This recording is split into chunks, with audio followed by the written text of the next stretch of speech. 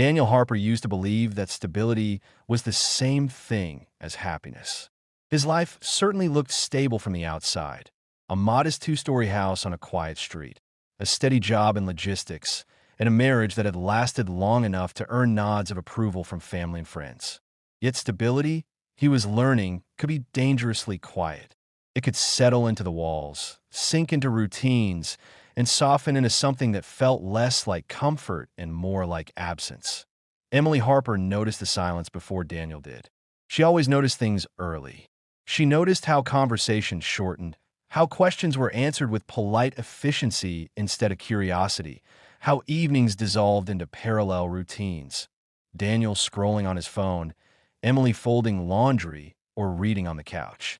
Nothing was wrong in any obvious way, which somehow made it worse. There was no argument to fix, no wound to point at, just a slow thinning of connection. Daniel told himself this was normal. People matured. Love changed shape. He went to work, came home on time, paid bills, fixed things around the house. He believed these acts should count for more than they seemed to. When Emily tried to talk about how distant he felt, he listened with a distracted patience, promising to do better later, when work was less demanding or when life felt lighter. Later, however, had a habit of never arriving. Lauren Mitchell entered their home without drama, as she had many times before. She was Emily's closest friend, the kind who let herself into the house without knocking and remembered small details Emily forgot she'd shared. Lauren laughed easily, spoke candidly, and carried her own loneliness with a practiced grace. She had recently ended a long relationship, a fact she mentioned lightly, as if it no longer mattered, though Daniel could hear the weight beneath her casual tone. Like tea first, Daniel barely registered her presence. Lauren was simply part of the furniture of Emily's life, a familiar voice in the kitchen, a shared smile over coffee. But familiarity has a way of sharpening attention when other things dull.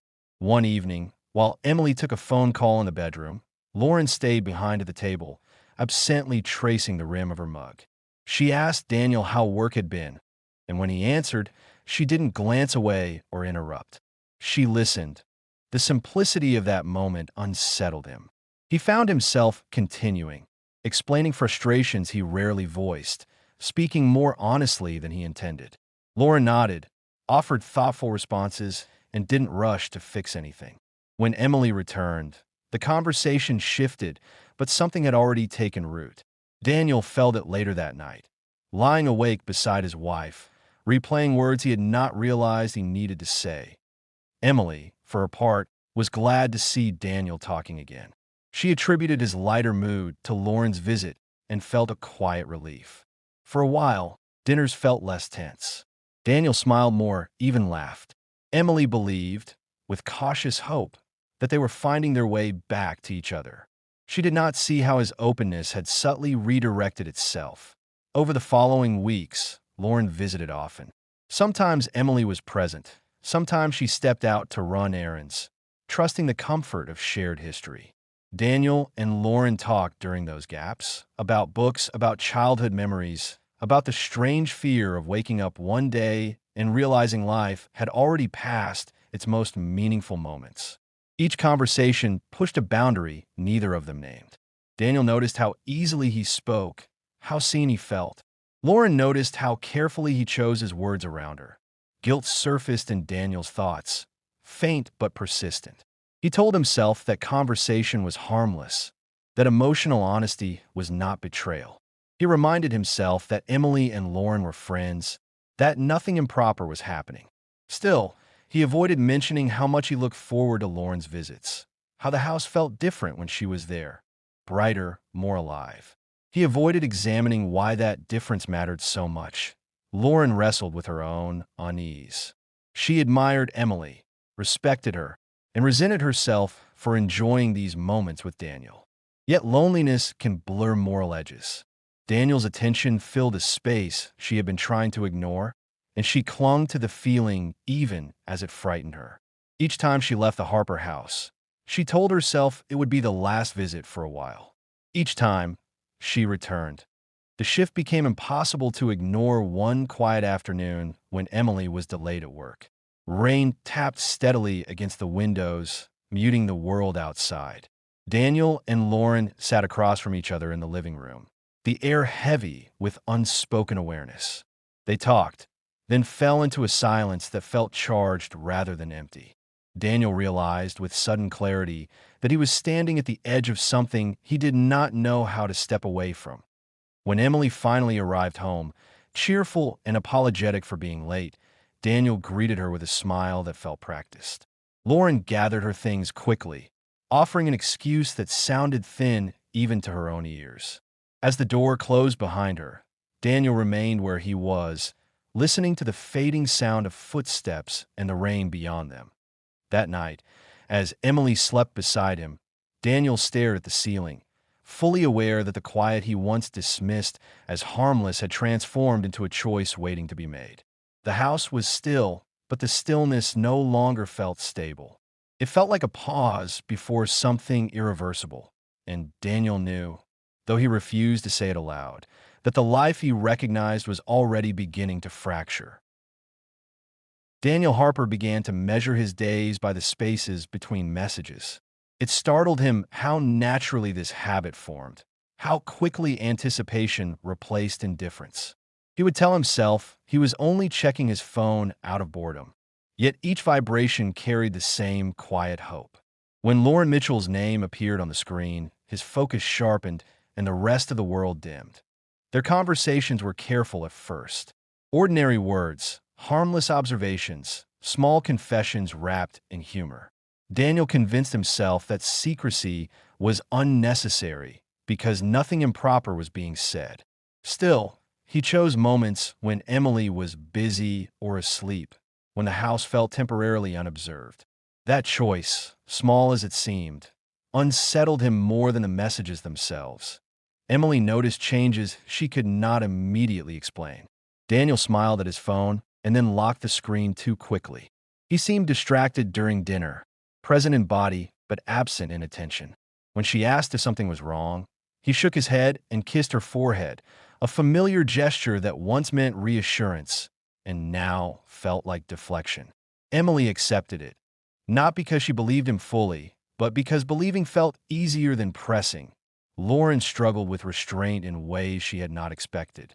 She told herself that Daniel was simply a friend, that her vulnerability had made her overly receptive to kindness. Yet his words lingered with her long after their conversations ended. She replayed them while driving home, while lying awake at night, while standing in her kitchen making coffee for one. Loneliness sharpened her longing, and longing blurred her judgment. The three of them shared a dinner one evening that felt uncomfortably normal. Emily laughed freely, unaware of the tension that tightened Daniel's chest whenever Lauren met his gaze. Their exchanges were brief but charged, a language spoken beneath the table, beneath the surface of polite conversation.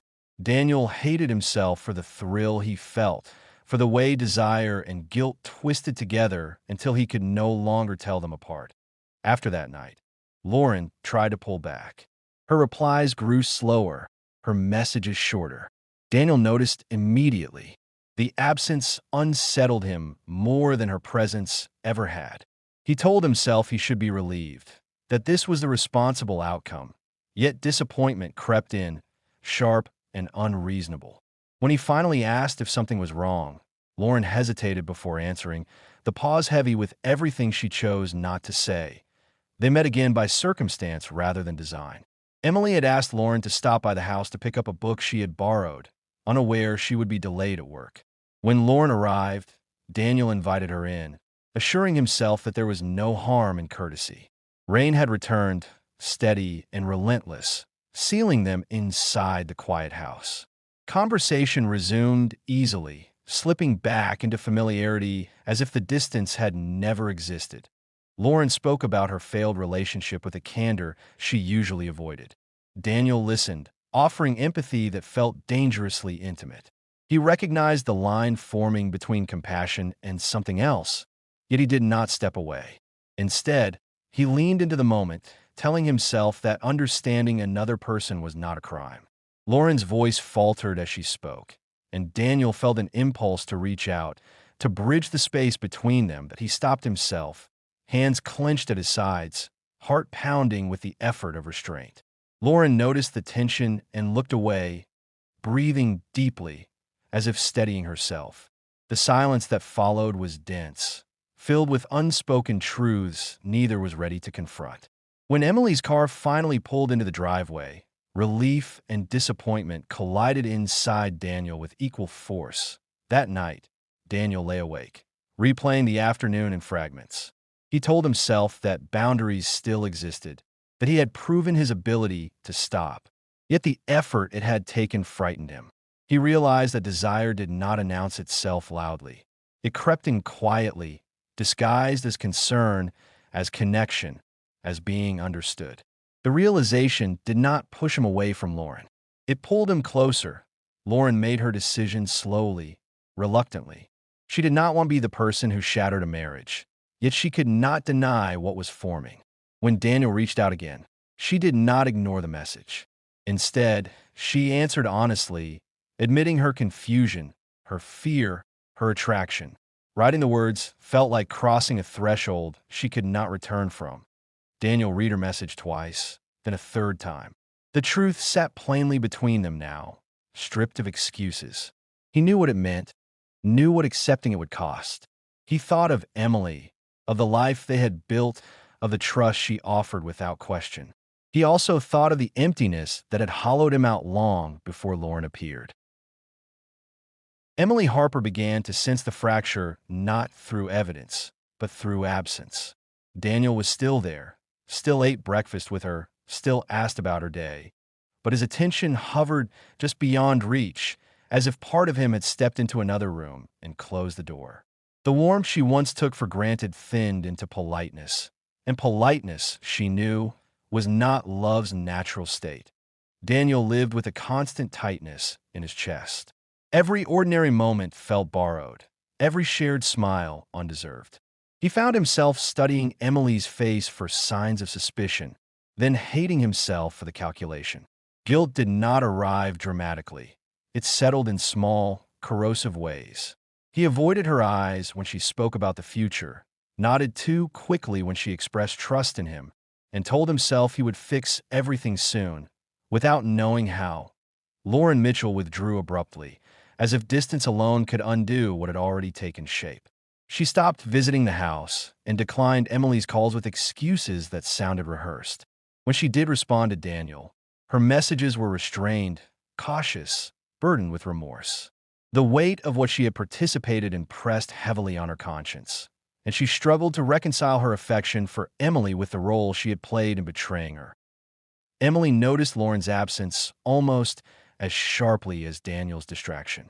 The sudden quiet where her friend's laughter once lived unsettled her. When she asked Daniel if he had heard from Lauren, his hesitation was brief but unmistakable.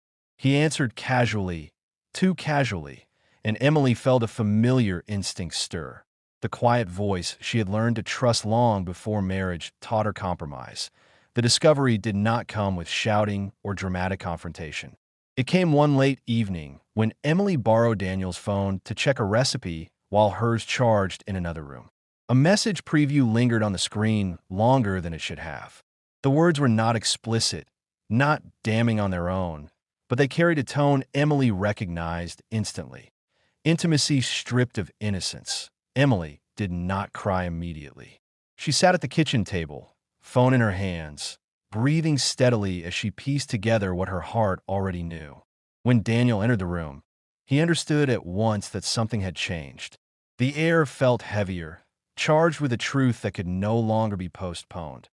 Emily looked up at him, her expression calm in a way that frightened him more than anger ever could. She asked a single question, spoken softly, leaving no room for evasion. Daniel opened his mouth, prepared to minimize, to explain, to soften the blow, but the words failed him. Silence answered for him, and in that silence, the remaining fragments of trust collapsed. Daniel confessed without embellishment. He spoke of loneliness, of confusion, of boundaries crossed too quietly to stop. Each explanation sounded hollow as it left his mouth, stripped of the justifications that had once made sense to him. Emily listened without interruption, absorbing the weight of every admission. Her stillness was not forgiveness. It was shock crystallizing into resolve. When Emily finally spoke, her voice was steady but distant, as though she were narrating a loss that had already occurred. She told Daniel that betrayal was not defined by a single moment, but by the choices that led there. She spoke of the faith she had placed in him, the friendship she had trusted, and the future she now had to reconsider.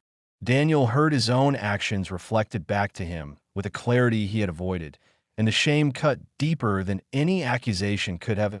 Lauren's name surfaced between them like an unhealed wound. Emily did not ask for details, and Daniel did not offer them. Some truths, Emily understood, did not require elaboration to be devastating. She stood from the table, her movements deliberate, and told Daniel she needed space. Not to punish him, but to hear herself think without the noise of his remorse. That night, Emily packed a small bag and left the house they had built together. Daniel watched from the doorway, unable to find words that could undo what he had done. The door closed quietly behind her, a sound that echoed through the house with finality. Alone, Daniel walked through the rooms they had shared, noticing details he had overlooked for years. Photographs on the wall, notes on the refrigerator, the indentation on the couch where Emily always sat. The reality of loss settled in fully, unsoftened by excuses or longing. He realized, too late, that desire had promised escape but delivered only ruin. Time altered the shape of everything, though it did not erase what had been done. Weeks passed, then months, and the house Daniel Harper remained in felt less like a home and more like a record of decisions he could not revise. Silence returned, but this time it carried weight. It no longer masqueraded as stability. It pressed against him with reminders of absence, of conversations that would never resume in the same way. Emily Harper built her distance deliberately.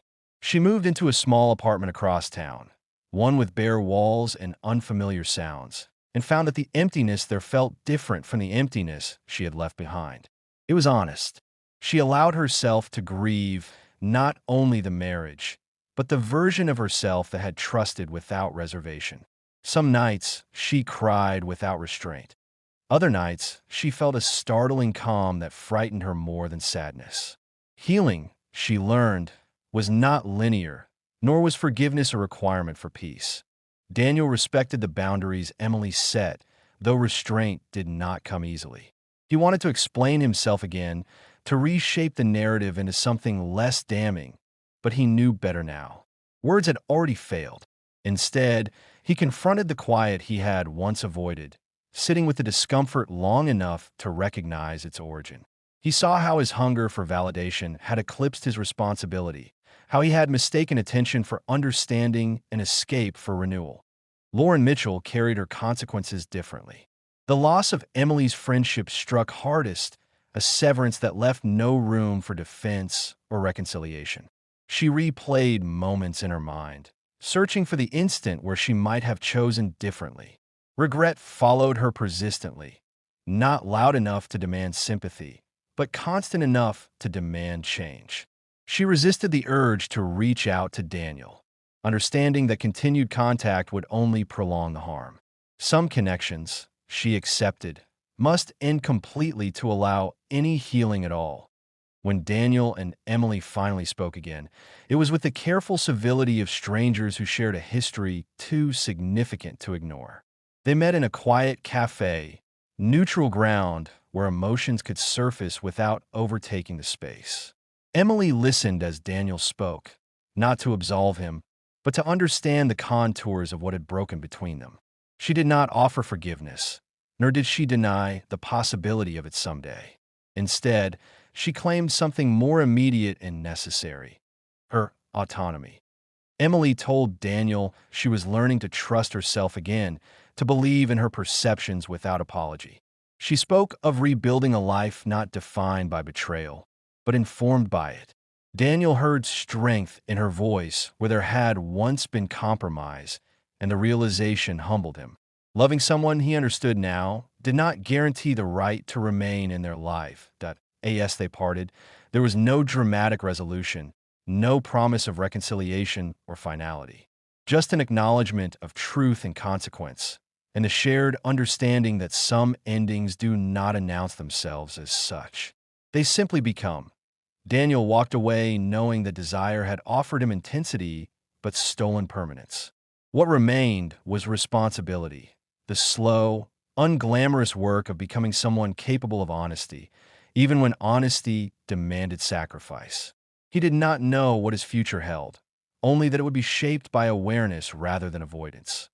Emily returned to her apartment that evening and opened the windows, letting the city's noise fill the rooms. She felt the ache of loss, but beneath it, a steadier emotion emerged: resolve.